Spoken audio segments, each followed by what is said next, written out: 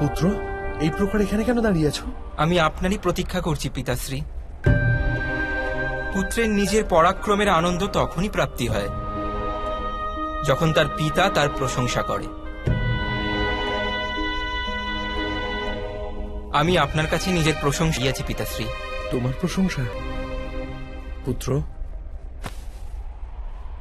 তোমার প্রশংসা তো আমি নিদ্রা কালেও করি।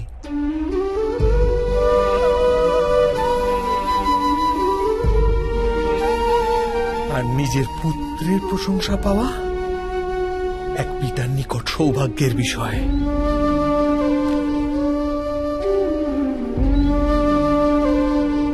কিন্তু তোমার প্রশংসা তো আমি শিবিরেও করতে পারি।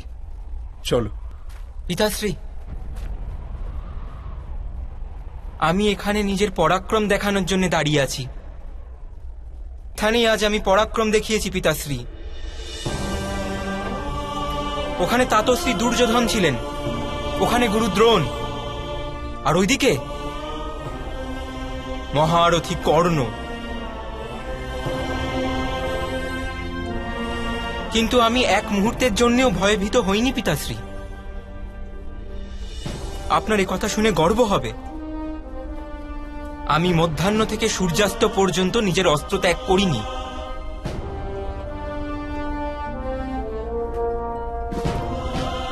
অদ্ভুত পুত্র, অদ্ভুত। হ্যাঁ পিতাশ্রী, আমি তাতশ্রী দুর্যোধনকে প্রহার করেছি।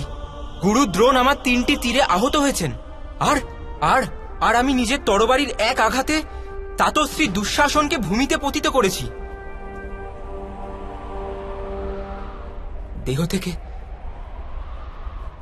দেহ থেকে রক্তের অন্তিম ফোঁটাও বয়ে গেছে। কিন্তু আমি অস্ত্র ত্যাগ করিনি পিতাশ্রী।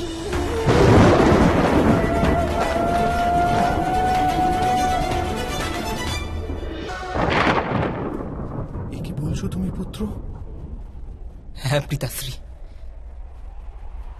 আপনার গর্ববোধ হবে নিজের পুত্রের জন্য।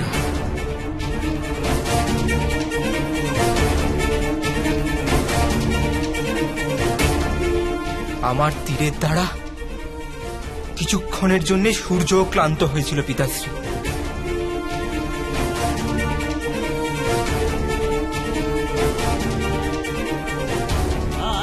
তাতশ্রী দুর্যোধনের চোখেতে মৃত্যুর ভয় ছিল পিতাশ্রী।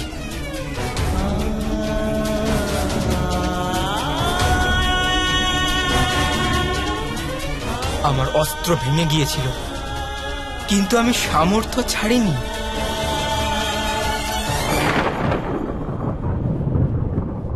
শস্ত্র ধনুক পতিত হওয়ার পূর্বে যে তীর আমি নিক্ষেপ করেছিলাম তার দ্বারা সমস্ত মহারথী আঘাতপ্রাপ্ত হয়েছেন। দেহ থেকে এই রক্তপাত কি রূপে হচ্ছে?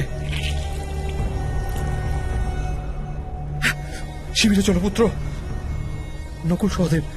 নকুল সহদেবের ঔষধি দ্বারা তুমি সুস্থ হয়ে যাবে। চলো চলো পুত্র।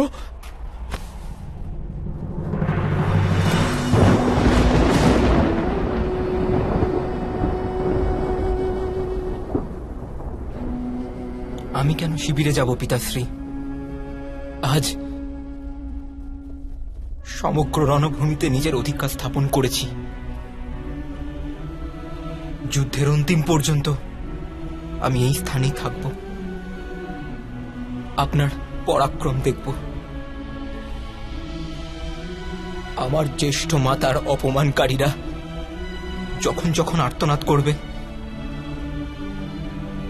আমার মন আনন্দে ভরে যাবে।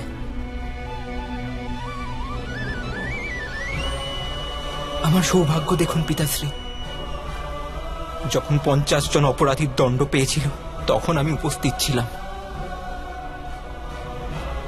আর যখন অপর 50 জনের দণ্ডপ্রাপ্তি হবে তখনও আমি তাদের সামনে দাঁড়িয়ে থাকব।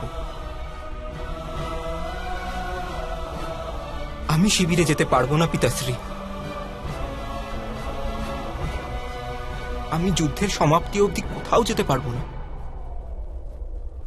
প্রতিদিন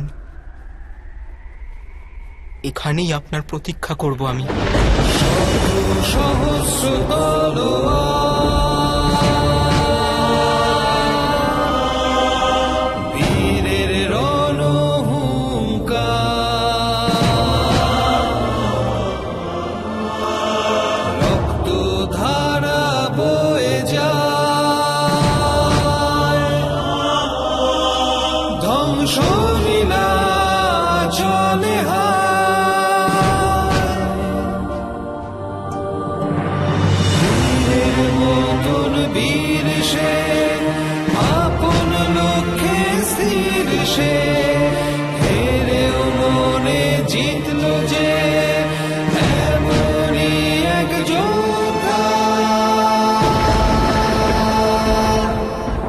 অভিমন্যু